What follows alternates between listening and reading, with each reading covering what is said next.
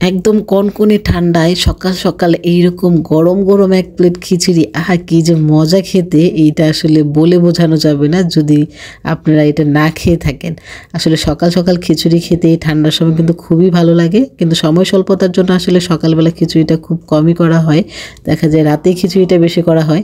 আমার দেখা যায় সপ্তাহে হচ্ছে 7 দিনের মধ্যে 3 দিনই খিচুড়ি করা হয়। তা আমরা সবাই এত বেশি খিচুড়ি পছন্দ করি, আসলে সকালবেলা সময় স্বল্পতা বলতে তাকরিমের বাবার অফিসের সময় হয়ে যায় খিচুড়ি রান্না করতে করতে। এখন যেহেতু ঠান্ডা পড়েছে একটু লেটে ঘুম থেকে উঠি, তা না হলে তাকরিম আবার উঠে যায়।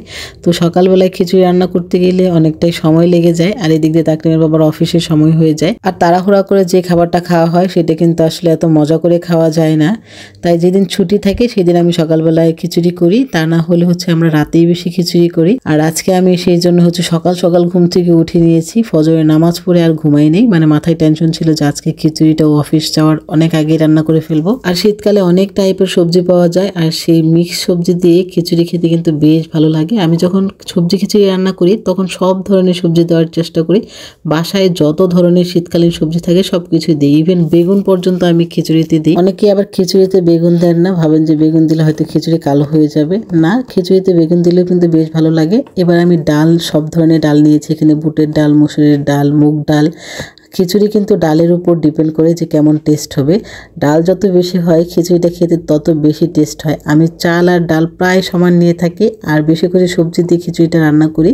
ঝাল ঝাল করে খিচুড়িটা খেতে কী যে মজা হয়, আসলে আপনারা না খেলে বুঝতে পারবেন না, ভাববেন যে আমি পাম দিচ্ছি। তবে কোনো দিন যদি সুযোগ হয় আপনাদেরকে খিচুড়ি রান্না করে খাওয়ানোর, তাহলে অবশ্যই খাওয়াবো একদিন। আর খিচুড়ি হাতে মাখিয়ে বসালে সেই খিচুড়িটা খেতে আরও বেশি টেস্ট হয়। যখন সব কিছু মশলা দিয়ে খিচুড়িটা ভালোভাবে হাত দিয়ে মাখানো হয়, মনে হয় যে মাখানোর মধ্যেই অর্ধেক খিচুড়ি হয়ে গিয়েছে। এত সুন্দর একটা স্মেল বের হচ্ছিল খিচুড়ি থেকে, আর যখন মাখাচ্ছিলাম তখন দেখেই মনে হচ্ছিল যে খিচুড়িটা অনেক বেশি টেস্ট হবে।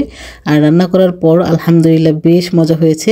আর আমি তো খিচুড়ি সবসময় প্রেশার কুকারে রান্না করি। প্রেশার কুকারে কিন্তু খিচুড়ি রান্না করলে একটু আঠালো ভাব হয়, সেই খিচুড়িটা খেতেও অনেক বেশি টেস্ট হয়। যাই হোক, খিচুড়িটা হইতে কিন্তু বেশিক্ষণ সময় লাগবে না, মাখানো শেষ। এবার পানি দিয়ে ঢাকনাটা ঢেকে আমি 3টা ছিটি দিয়ে নেব। 3টা ছিটি হওয়ার পরে খিচুড়িটা হয়ে গিয়েছে আমার আলহামদুলিল্লাহ। আর এই কনকনে ঠান্ডায় গরম গরম এইরকম এক প্লেট খিচুড়ি, আহা খেতে কি যে মজা, আসলে এটা আপনাদেরকে বলে বোঝানো যাবে না যদি আপনাদেরকে না খাওয়াতে পারে।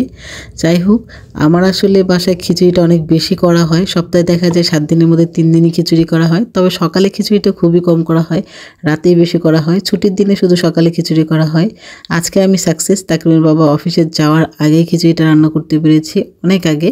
আর অতৃপ্তি সহকারে খিচুড়িটা খেয়েছি আলহামদুলিল্লাহ। আর এইরকম গরম গরম ধোয়া ওঠা সবজি খিচুড়ির সাথে আমার মনে হয় না বেশি কিছু লাগে, একটু আচার আর ঘি হলে আমার কাছে মনে হয় যে যথেষ্ট। তবে আমার কাছে খিচুড়ি দিয়ে তেঁতুলের চাটনি সবচেয়ে বেশি ভালো লাগে। তবে আজকে আমরা আমের আচার দিয়ে খিচুড়িটা খাবো, আর সাথে মুরগির মাংস ছিল।